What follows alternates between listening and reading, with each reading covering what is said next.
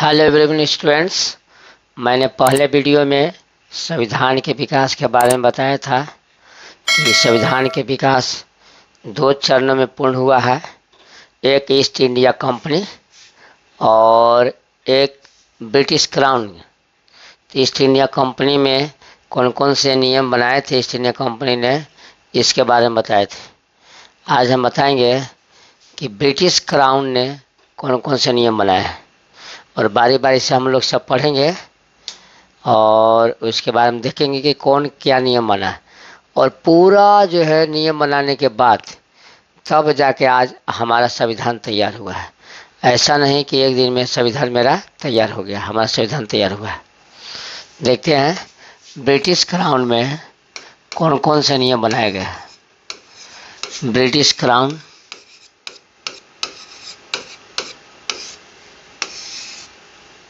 यहाँ देखिए,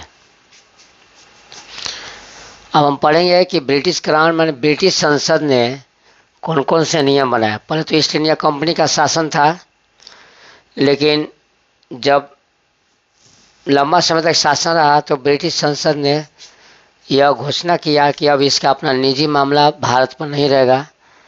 वो जब भी वो शासन करेगा तो इसकी सूचना ब्रिटिश संसद को ये देना जरूरी है, चाहे राजस्व संबंधी हो, सेना संबंधी हो, चाहे नागरिक संबंधी हो, सब के बारे में सूचना ब्रिटिश संसद को देना जरूरी है। और इस प्रकार ब्रिटिश क्राउन ने, ब्रिटिश संसद ने अपने ढंग से कानून बनाया और कौन कौन से नियम कानून पारित किए उसके बारे में हम देखेंगे। समझ गए? तो पहला जो उसने जो कानून बनाया था, पहला कानून भारत शासन अधिनियम। भारत शासन अधिनियम। भारत शासन अधिनियम कौन कानून बनाया? भारत शासन अधिनियम। समझ गए? और यह बनाया गया था 1858 में, सिपाही विद्रोह के बाद। जब भारत में सिपाही विद्रोह हुआ था सन 1857 में, उसके बाद ब्रिटिश सरकार ने एक कानून बनाया, भारत शासन अधिनियम 1858। समझ गया? दूसरा पॉइंट है आपका भारत परिषद अधिनियम 1861। भारत परिषद अधिनियम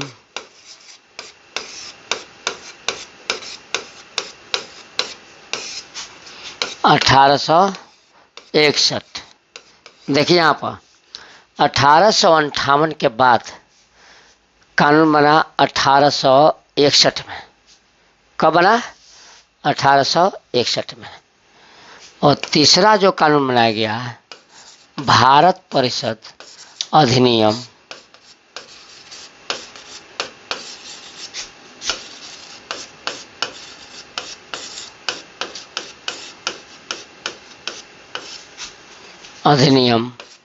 1892।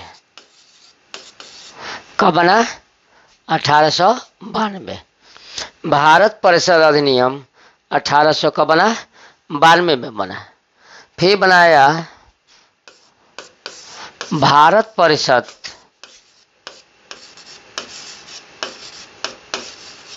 अधिनियम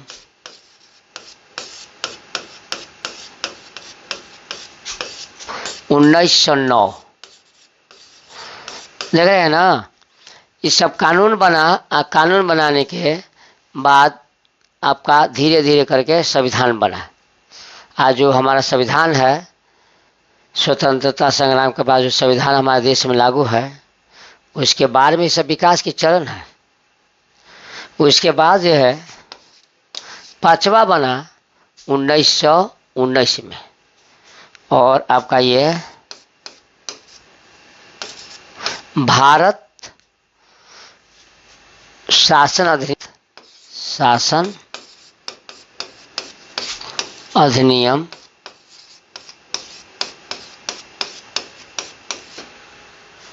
भारत शासन अधिनियम 1919। ये देखिए, भारत शासन अधिनियम 1919 में बना। समझ गए? भारत शासन अधिनियम 1919 में बना।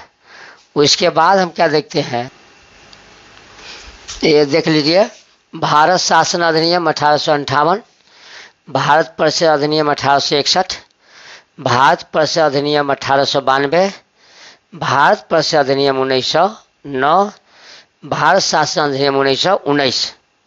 समझ रहे हैं? अब नेक्स्ट जो है, छठा जो है, भारत शासन अधिनियम 1935। भारत शासन अधिनियम 1935।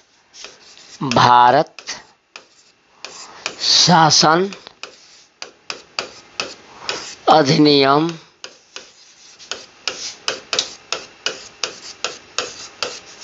1935। ये देखिए, आपका इस तरह कानून बना। एक कानून बना था भारत के आज़ादी के टाइम में बना था। भारत के जब भारत आज़ाद होना था उस समय भी जो है कानून बना था, वो भी इसमें जोड़े जाएंगे। और वो कानून बना था आपका भारत स्वतंत्रता अधिनियम। भारत स्वतंत्रता अधिनियम 1947। कब हुआ था? भारत स्वतंत्रता अधिनियम 1947। समझ गए ना? थोड़ा सा बैक जाकर हम बता दे रहे हैं। देखिए यहाँ पर ब्रिटिश क्राउन ने अपने ज़माने में जो कानून बनाए वो कुछ इसका प्रारूप दिया गया है, बताया हमने। भारत शासन अधिनियम 1858 सिपाही विद्रोह के बाद बना। भारत परिषद अधिनियम, याद रखिए, भारत शासन अधिनियम है अब भारत परिषद अधिनियम है 1861। भारत परिषद अधिनियम 1892। भारत परिषद अधिनियम 1909। भारत शासन अधिनियम 1919। उसके बाद है आपका भारत शासन अधिनियम 1935। भारत स्वतंत्रता अधिनियम 1947। समझ गए? इस तरह कानून बनाया और उसके आधार पर हमारा संविधान जो है तैयार हुआ। तो हमने बताया था कि ईस्ट इंडिया कंपनी ने अपने ज़माने में, अपने समय में जो कानून बनाया था, सबसे पहले तो आपका रेगुलेटिंग एक्ट था। क्या था? Regulating act 1773। हमने बताया था आप लोगों को कि रेगुलेटिंग एक्ट 1773 में आता भी है एग्जाम में कि रेगुलेटिंग एक्ट कब पारित किया गया, तो 1773 में। अब उसके बाद थोड़ा सा हम पढ़ेंगे और केवल एनसीईआरटी पर ही विचार करेंगे, ज़्यादा हम विस्तार से भी नहीं बात करेंगे उस पर। जो इम्पोर्टेंट है वो हम केवल बताएंगे। इसमें आप लोग ध्यान से देखिए,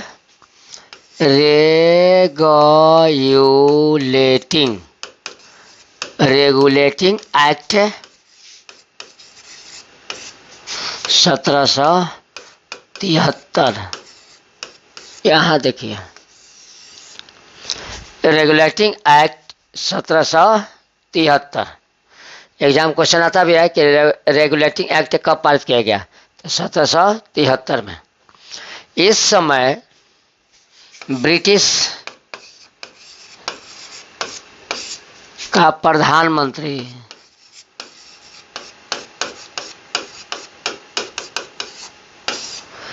लॉर्ड नॉर्थ था।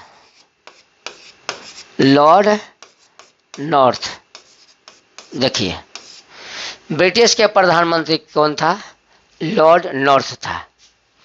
अगर देखा जाए तो रेगुलेटिंग एक्ट पहला जो है भारत में ब्रिटिश सरकार के कदम रखने का एक तरीका था, पहला स्टेप था, यानी शुरुआती दम।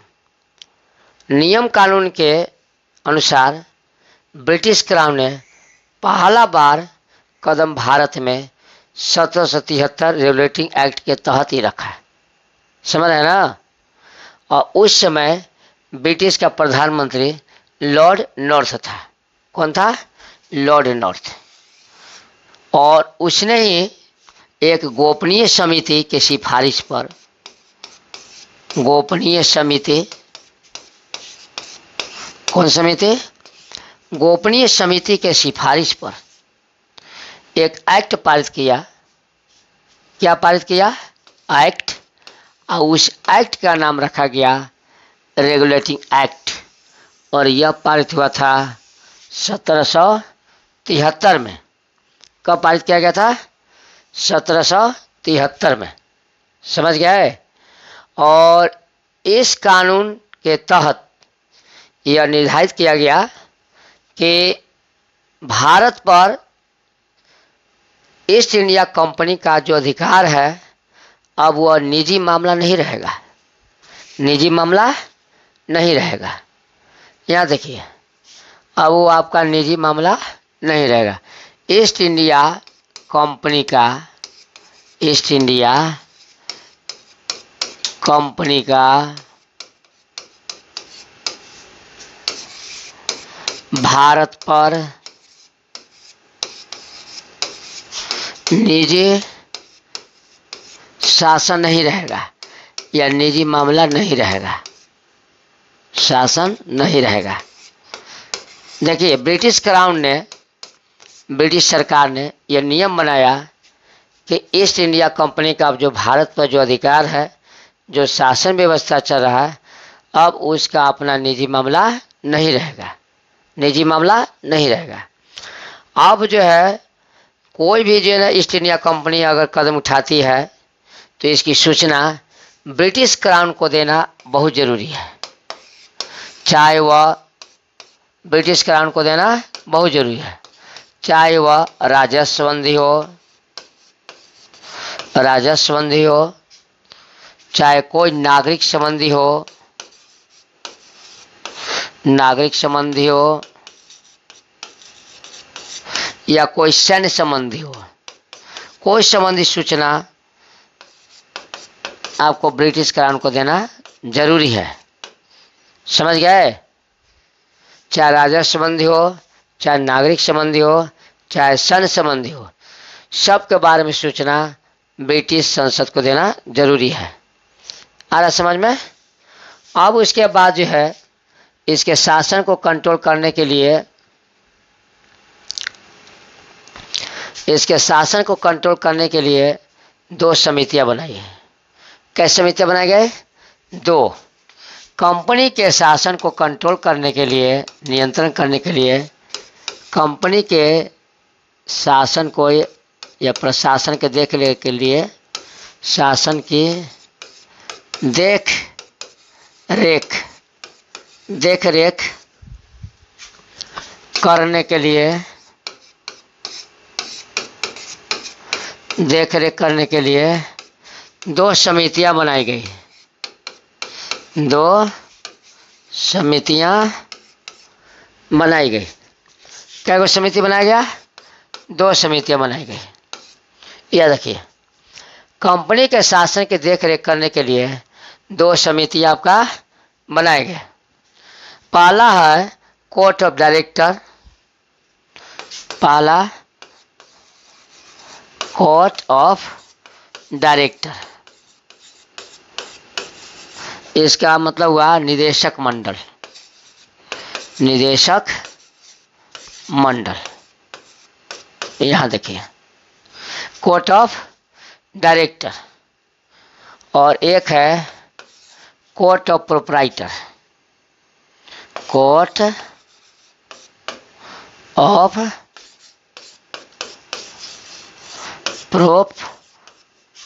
प्रोपराइटर। देखिए, प्रोपराइटर हितधारकों, हितधारक मंडल। ये देखिए, इन्हीं दो समितियों के द्वारा ईस्ट इंडिया कंपनी के प्रशासन को देखरेख की गई। कोर्ट ऑफ डायरेक्टर, निदेशक मंडल, और कोर्ट ऑफ आपका प्रोपराइटर, हितधारकों का मंडल। समझ गए? और इन्हीं के द्वारा जो ईस्ट इंडिया कंपनी की देखरेख की गई। अरे समझ में? अब इसके बाद हम क्या देखते हैं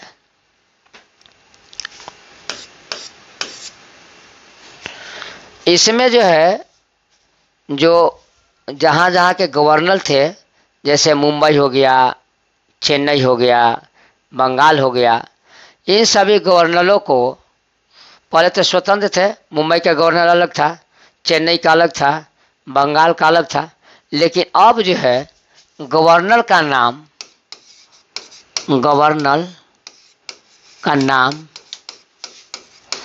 बदलकर गवर्नर जनरल रख दिया गया। बदलकर गवर्नर जनरल रख दिया गया। अगर पूछेगा रख दिया गया, ठीक है, पूछेगा क्वेश्चन कि गवर्नर का नाम गवर्नर जनरल किस एक्ट के तहत रखा गया, तो वो आपका रखा गया रेगुलेटिंग एक्ट 1773। और इसमें मेन जो है बंगाल के गवर्नर को मुख्य माना गया, और बंगाल के गवर्नर को प्रधान बनाया गया।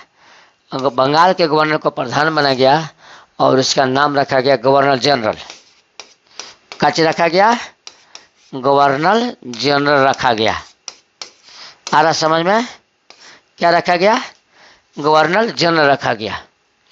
गवर्नर का नाम बदलकर गवर्नर जनरल रखा गया रेगुलेटिंग एक्ट के तहत, और बंगाल के गवर्नर का नाम बदलकर गवर्नर जनरल रख दिया गया। इसी को मेन जो आपका बनाया गया, इसी को क्या बनाया गया? आपका मेन बनाया गया। समझ गया ना? और इसके अंतर्गत, इस गवर्नर जनरल के अंतर्गत, बंगाल के गवर्नर जनरल के अंतर्गत आपका मुंबई, चेन्नई के गवर्नरों को अधीन रखा गया।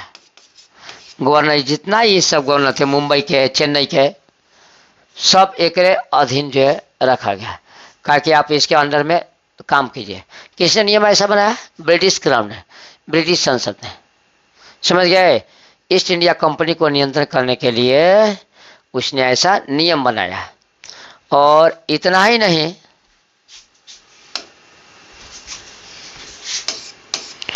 यदि देखा जाए तो पहला गवर्नर जनरल इस एक्ट के तहत भारत का प्रथम गवर्नर जनरल वारेन हेस्टिंग्स था। गवर्नर जनरल भारत का जनरल प्रथम, या प्रथम। एग्जाम में अगर क्वेश्चन आएंगे कि भारत का प्रथम गवर्नर जनरल कौन था, तो वारेन हेस्टिंग्स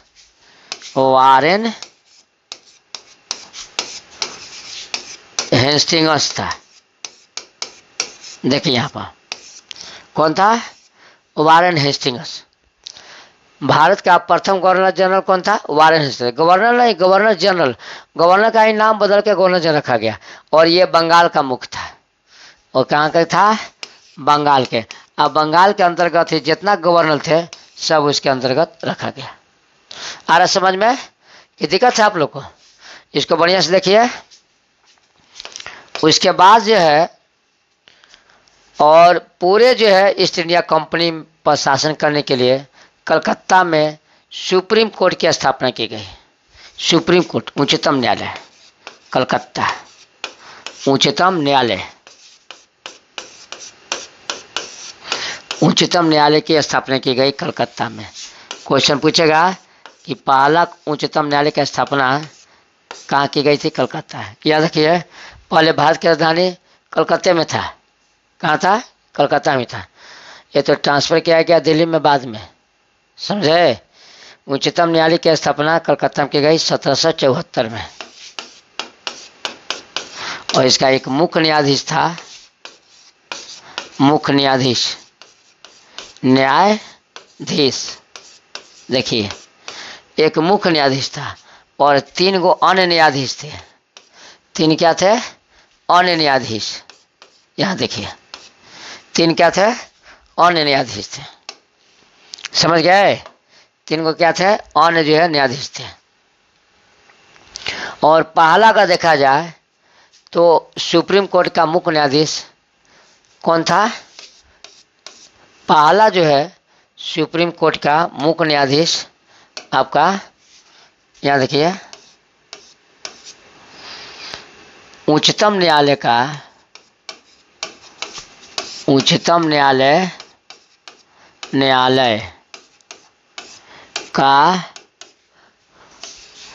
प्रथम मुख्य न्यायाधीश आज़ादी के पहले है, ही नहीं कि स्वतंत्रता के बाद नहीं है। सर एलिजा इम्पे था। सर एलिजा इम्पे, याद रखिए, सर एलिजा इम्पे था। कौन था? उच्चतम न्यायालय का प्रथम मुख्य न्यायाधीश सर एलिजा इम्पे था। याद हो गया। और ये कहाँ के उच्चतम न्यायालय का? कलकत्ता के। 1774 में जो स्थापना किया गया था सुप्रीम कोर्ट। अब तो सुप्रीम कोर्ट दिल्ली में है, ऐसा नहीं कि कलकत्ता में अब है। आ रहा समझ में ना। और जैसे ये कानून पारित किया रेगुलेटिंग एक्ट, अब पूरा का पूरा अधिकार जो है ईस्ट इंडिया कंपनी का भारत पर से ख़त्म हो गया। और पूरा ख़त्म नहीं हुआ, मतलब कि कुछ रहा, लेकिन वो शासन जो है आपका ब्रिटिश शासन के अधीन में चला गया। और जैसा वो जो भी कदम उठाते ईस्ट इंडिया कंपनी, उसका डायरेक्टर सीधे इसकी खबर जो है ब्रिटिश संसद तक पहुंचता। और ब्रिटिश संसद को यह अधिकार था कि कोई भी कानून या कोई भी उस पर निर्देश वो खुद जो है स्वयं जो है दे सकती है, उस पर कोई कानून बना सकती है ब्रिटिश संसद। यहाँ तक कि ईस्ट इंडिया कंपनी जो कानून बनाया उसका विरोध भी कर सकती है। समझ गए? इस तरह रेगुलेटिंग एक्ट जो है अगर देखा जाए तो भारत में ब्रिटिश सरकार का राजनीतिक क्षेत्र में पहला प्रवेश था। क्या था? पहला प्रवेश था रेगुलेटिंग एक्ट के तहत। आगे समझ में? ठीक है ना। हमने केवल उसी बात का हमने जिक्र किया है जो एनसीईआरटी में वर्णित है। हमने कोई चीज़ बहियात हमने नहीं बताया। इसको बढ़िया से आप लोग समझिए, याद कीजिए। मिलेंगे नेक्स्ट वीडियो में, तब तक के लिए बाय।